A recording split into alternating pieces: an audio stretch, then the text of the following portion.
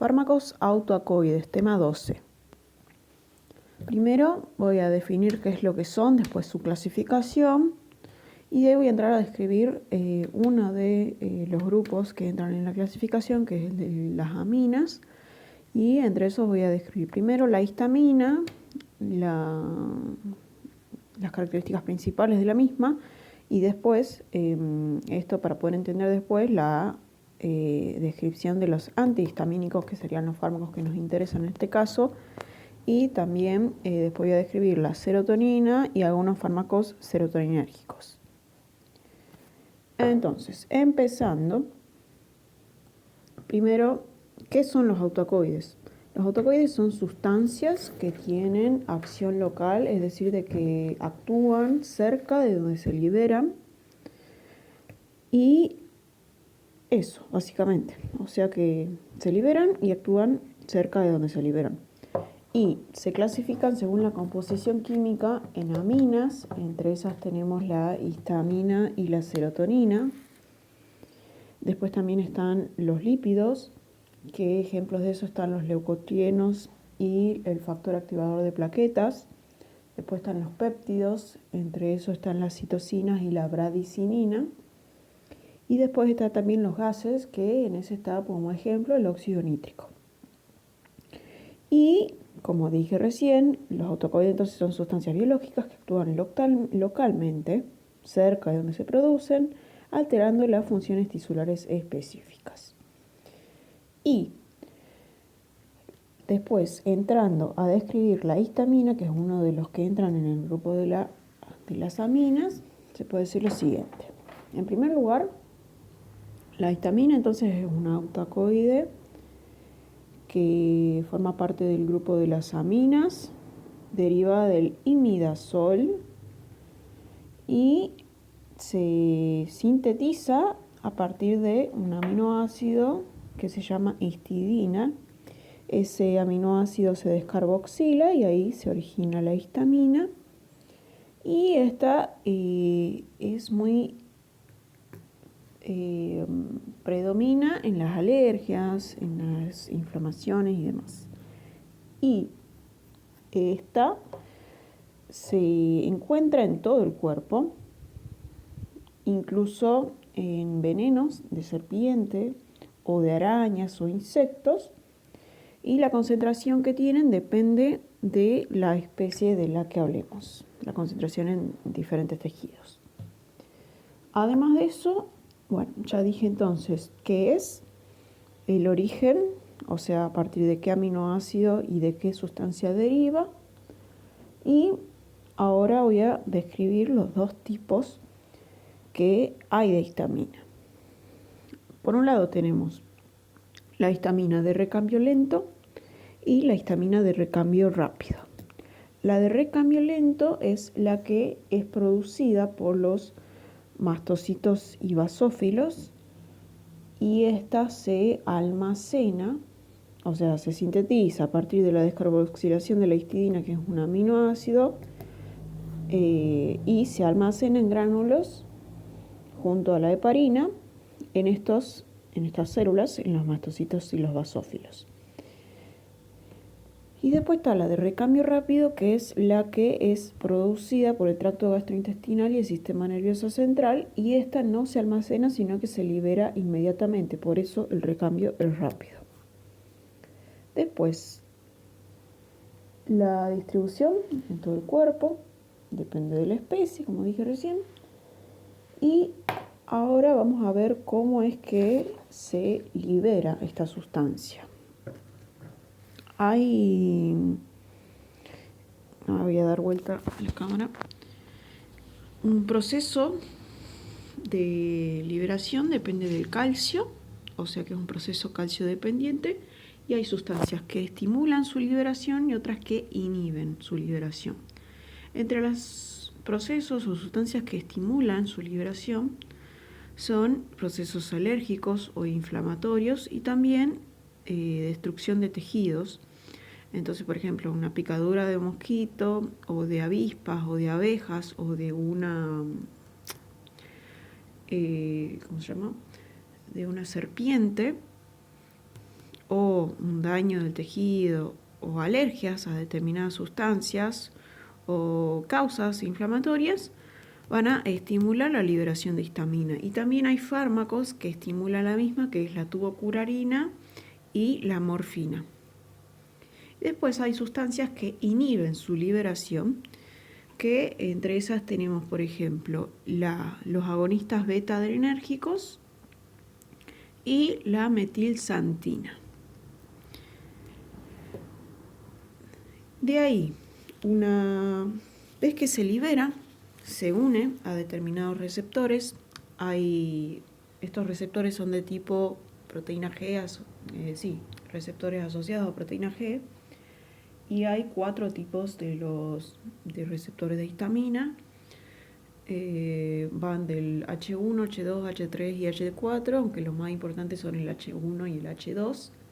Y estos se encuentran, por un lado, el H1 se ubica en las terminales nerviosas y el músculo liso. Los H2 se encuentran en terminales nerviosas y en el estómago. Creo que también en el corazón, eso tengo que consultar. Y de ahí está el H3 que se ubica en ganglios basales, en el hipocampo y la corteza, y el H4 que se ubica en eosinófilos, neutrófilos y el sistema nervioso central. Y lo que sucede cuando entonces se estimula la liberación de histamina y ésta se une a sus receptores es lo siguiente. Por un lado, en caso que se una a los receptores H1, lo que va a producirse en consecuencia es un cambio vascular, es decir, una vasodilatación que va a provocar una hipotensión, también un aumento de la permeabilidad que va a llevar a edema. Estas dos cosas son características típicas de la inflamación, digamos, vasodilatación y edema. Después, en el sistema respiratorio va a suceder una broncoconstricción, aunque es menos evidente que en los humanos. Después también va a suceder en el sistema nervioso a nivel periférico, se va a estimular las terminales nerviosas provocándose dolor y prurito, y con respecto al sistema inmune se va a producir una activación de la respuesta inflamatoria, se va a estimular la inflamación. Y después, ante la unión de histamina o estimulación de los receptores H2, que eran estos, que estaban en el estómago y el músculo liso, va a producirse una estimulación gástrica de la secreción, un efecto inotrópico y cronotrópico positivo del corazón, o sea, va a aumentar la frecuencia cardíaca y la fuerza cardíaca, y también se va a regular la respuesta inflamatoria junto con los H1. Y a nivel, entonces, lo que va a suceder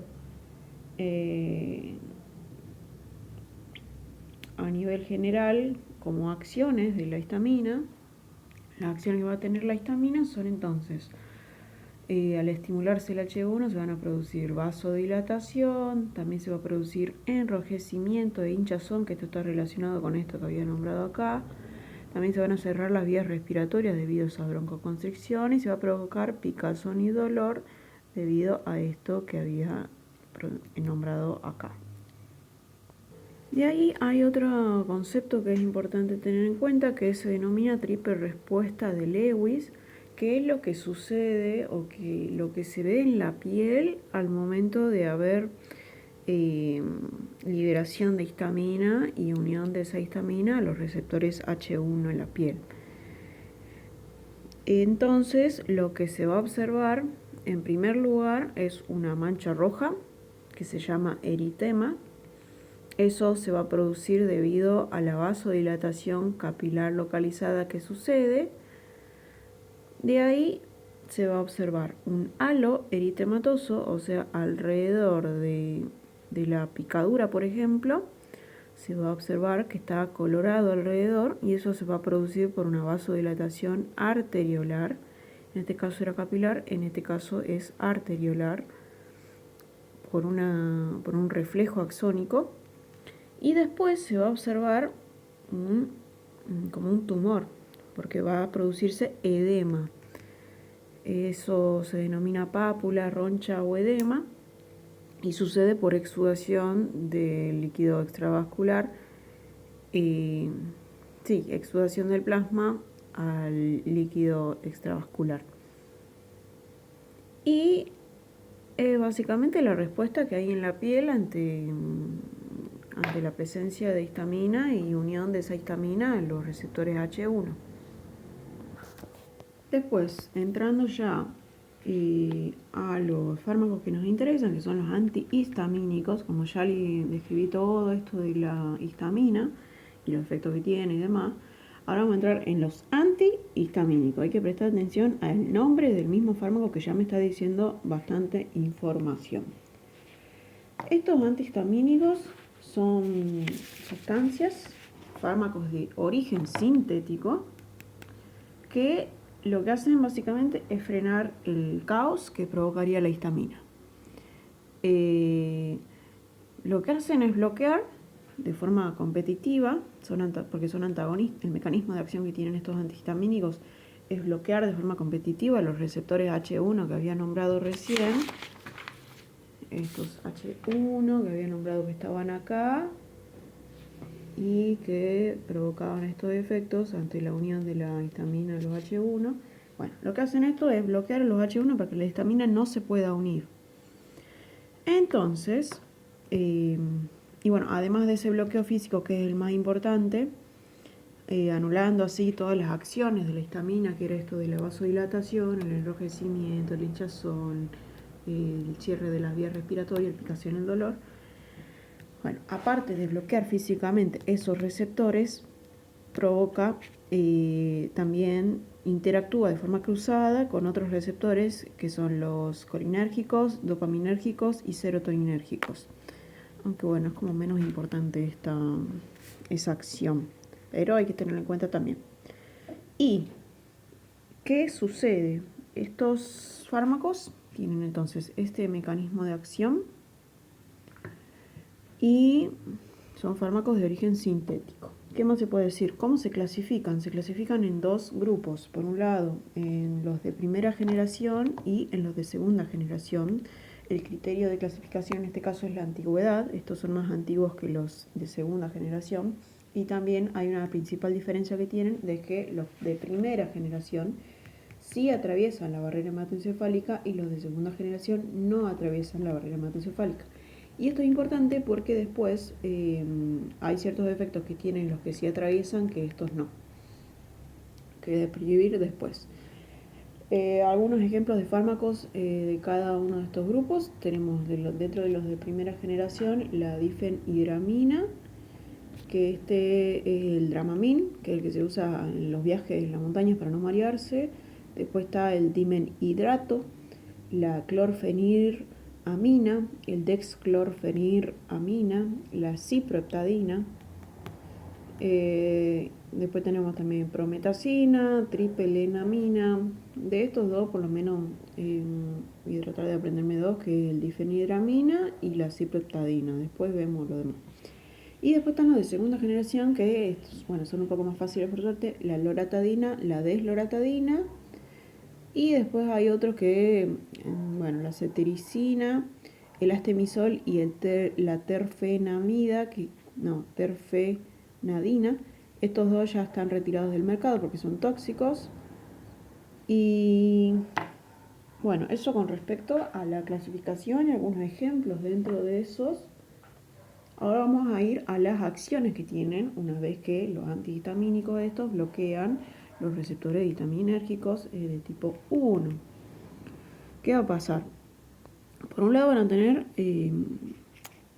al bloquear esos receptores histaminérgicos, va a pasar que anulan o disminuyen las acciones que tenía la histamina al unirse a esos receptores. Esta que había nombrado acá se van a disminuir o anular. Entonces, ¿qué va a pasar? Disminuye la vasodilatación, también el edema, el plurito, la contracción bronquial y también la intestinal. Como broncoconstrictor no es muy eficaz, por lo que hay que administrar primero adrenalina, o sea, la indicación no se lo usa como indicación terapéutica como broncoconstrictor, como anti-broncoconstrictor. No, me estoy mareando sobre eso, pero bueno, ignoremos esa parte. Y básicamente, como que tiene efectos casi contrarios a lo que haría la histamina, porque básicamente evita que la histamina actúe en sus receptores. Y después, en el sistema nervioso central solamente tienen acción los de primera generación, porque son los que sí pueden atravesar la barrera hematoencefálica, que eran estos, y en consecuencia entonces provocan somnolencia y sedación. También la difenhidramina, que era el Dramamine, tiene un buen efecto como antiemético cinetóxico, es decir, que es un antiemético en el caso de los mareos, previene el vómito por mareo.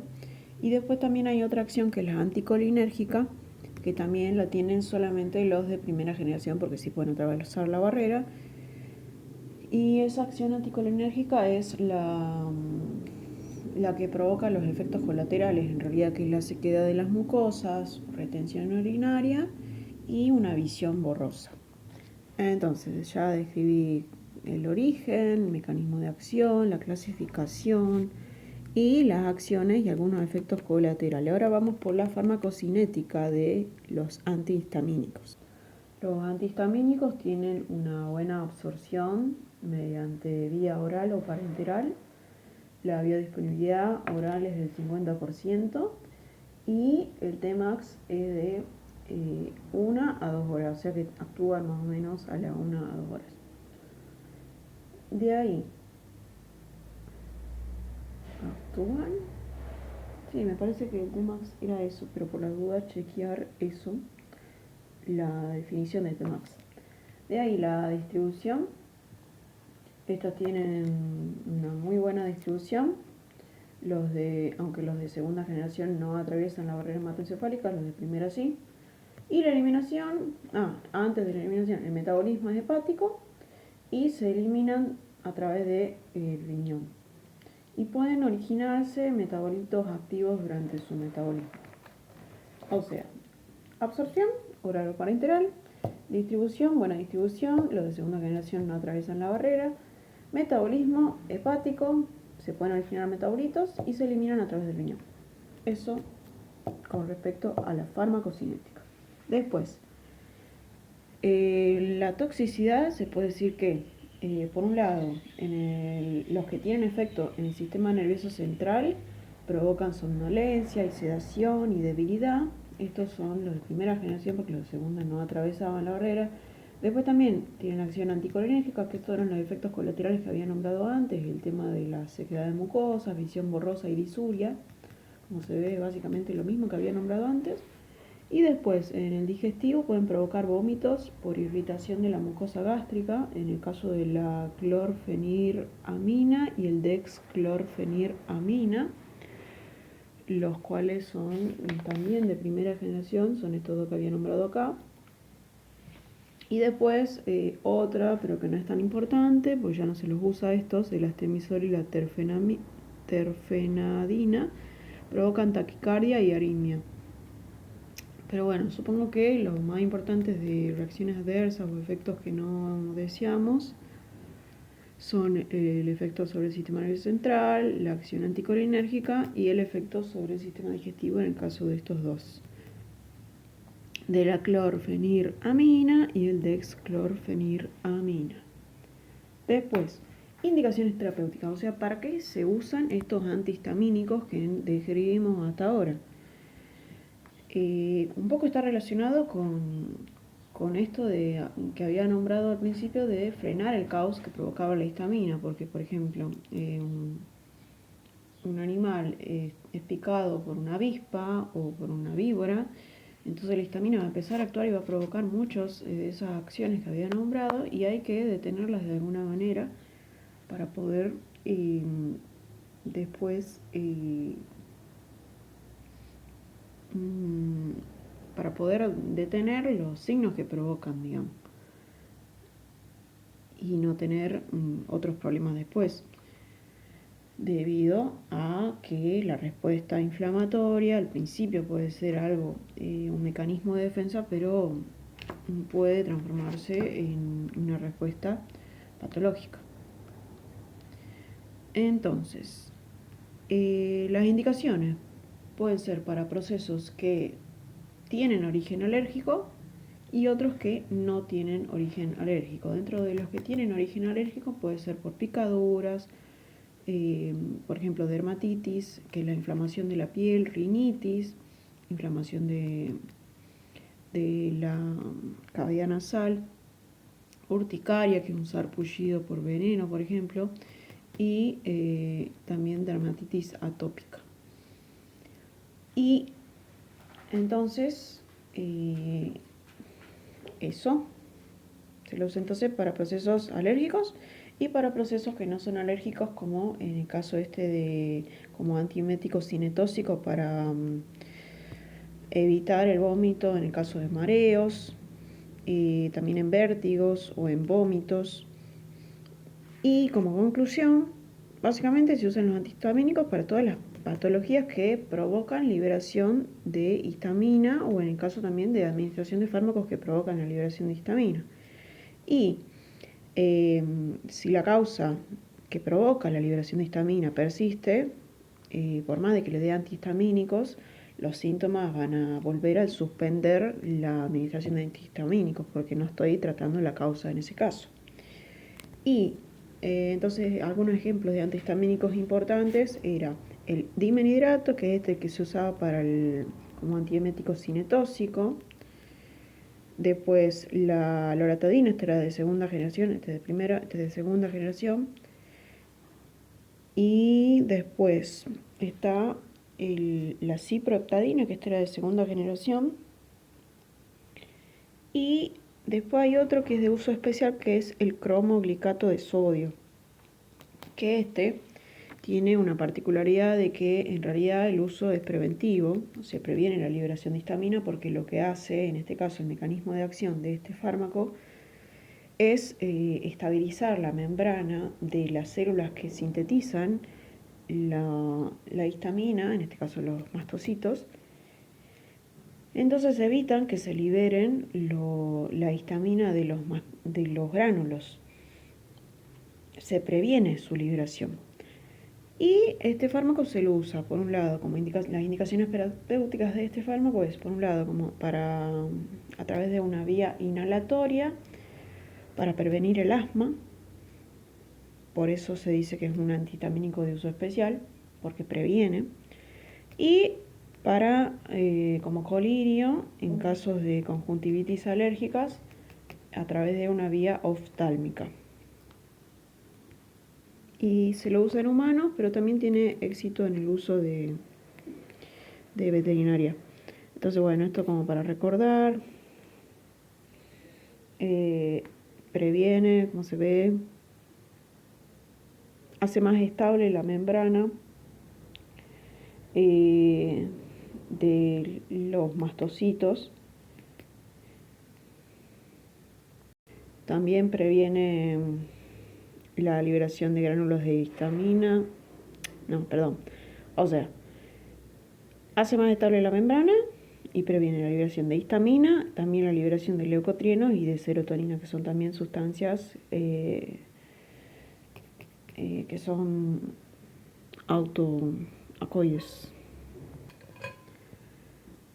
Y bueno, ya describí entonces la toxicidad que tienen los antihistamínicos, las indicaciones terapéuticas, ejemplos de algunos fármacos, la particularidad del cromoglicato de sodio, su mecanismo de acción y las vías de administración. Y ahora vamos por la otra amina, que era la serotonina. Ya describí la histamina junto con los antihistamínicos, que eran los fármacos, y ahora vamos por la serotonina, que era otra amina. Y bueno, estos son algunos aspectos que voy a describir de la serotonina. Primero, ¿Qué es la serotonina? Esta es un neurotransmisor y también es un autoacoide del grupo de las aminas. Entonces, a nivel local actúa como autoacoide y también actúa como neurotransmisor del sistema nervioso central. Y esta tiene muchas funciones. Se ubica, además, en las células enterocromáfines del tracto gastrointestinal, que regulan la motilidad, o sea, el movimiento del tracto gastrointestinal. También se ubican en neuronas serotoninérgicas en el sistema nervioso central y en plaquetas.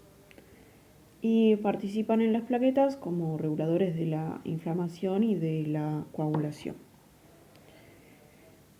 Y las funciones que tiene la serotonina son las siguientes. Regula muchos procesos. Por un lado, puedo pensar en los 3 lugares donde se ubica para poder pensar las funciones que va a tener en cada uno. Habíamos dicho que se ubicaban en las células enterocromáfines, en el sistema nervioso central y en las plaquetas. Gastrointestinal, central, plaquetas. Entonces, en el sistema gastrointestinal, lo que hacen es estimular la motilidad. Después, en el sistema nervioso central, regula muchas funciones, entre esas el sueño, el vómito, la temperatura y también la percepción del dolor. Incluso también tienen un impacto o una participación en la función de la regulación de la conducta, porque modula y disminuye la agresividad y la ansiedad. Y después en las plaquetas actúa como regula la inflamación y también regula la coagulación a través de la formación de coágulos de sangre y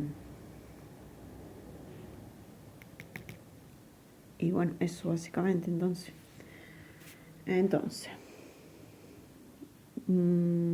acá es más de lo mismo, repito. Entonces, las funciones que tiene la histamina es una estimulación de la motilidad con respecto al sistema gastrointestinal. Después, el sistema nervioso central tiene varias funciones, como la regulación de la percepción del dolor, disminuye la agresión, regula el sueño y el vómito, también la temperatura. Y en el caso de las plaquetas, regula la inflamación y la coagulación. De ahí, ¿cuáles son sus receptores, la ubicación y su mecanismo de acción? A ver, voy a dar un pantallazo de la hoja más o menos para ubicarme físicamente en el espacio. Los receptores que tiene son 4. Son el 5HT1, el 5HT2, el 5HT3 y el 5HT4. Y estos tienen ubicaciones diferentes. El 5HT1 se ubica en el sistema nervioso central en los vasos. El 2 en el sistema nervioso central en los vasos, también en el músculo liso y en las plaquetas. El 5HT3 en el sistema nervioso central, en el centro del vómito y en los tejidos nociceptivos. Me parece que en las terminales nociceptivas. Y después el 4 en el sistema nervioso entérico. El mecanismo celular, no sé si es importante, pero bueno, lo muestro. Y con respecto a esto, hay fármacos que actúan en determinados receptores. Y según el mecanismo de acción, algunos son agonistas y otros son antagonistas, es decir, que algunos fármacos tienen afinidad por el receptor y también tienen actividad intrínseca, en el caso de los agonistas, y los antagonistas tienen afinidad por los receptores, pero no tienen actividad intrínseca. O sea que simplemente bloquean esos receptores. Y según eso, se relaciona también, según el tejido diana donde se encuentran esos receptores, con las indicaciones terapéuticas. Y para eso vamos a agruparlo en 2. Por un lado tenemos los agonistas, que son estos, y después están los antagonistas, que son estos. Dentro de los agonistas tenemos la buspirona y el metoclopramida o cisaprida, es lo mismo, son sinónimos.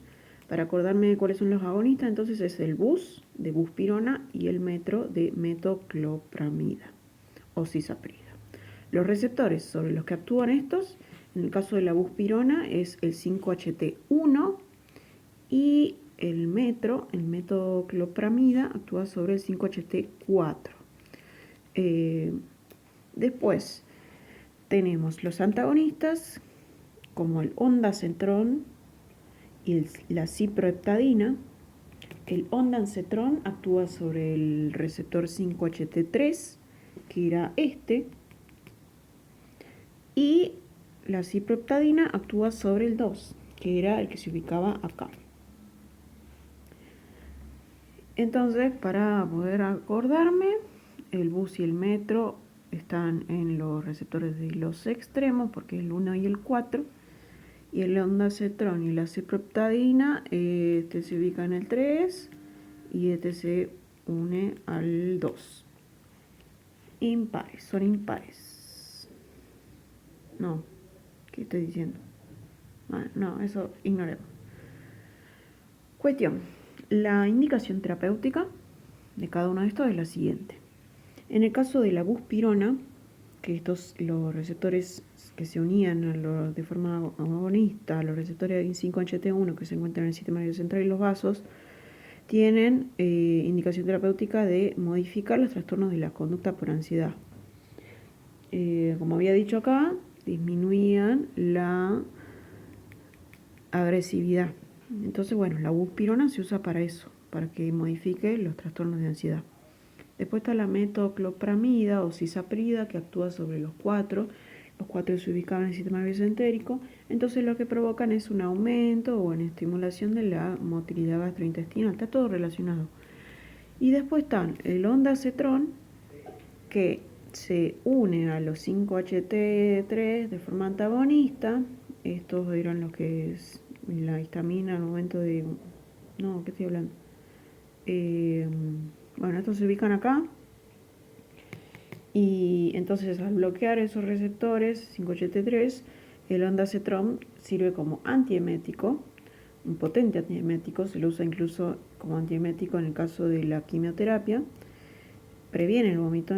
Y después está la ciproheptadina, que sirve como estimulante de apetito porque se unen los 5-HT2, estos se ubican acá. Y este sirve entonces como estimulante del apetito y también como un antihistamínico de primera generación, lo había nombrado antes. Y esas serían las indicaciones terapéuticas. Para acordarme puedo ver los dibujitos y bueno, eso ayuda un poco. Y bueno, acá más de lo mismo. La buspirona era la que había nombrado acá, que era sirve para los trastornos de ansiedad o de conducta, se lo usa mucho en perros. Este era el que actuaba sobre los 5-HT1. Después está la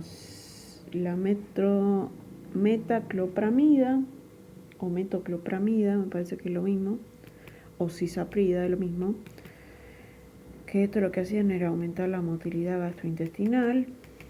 Era actuaba sobre los 5-HT4. Después tenemos el ondansetrón.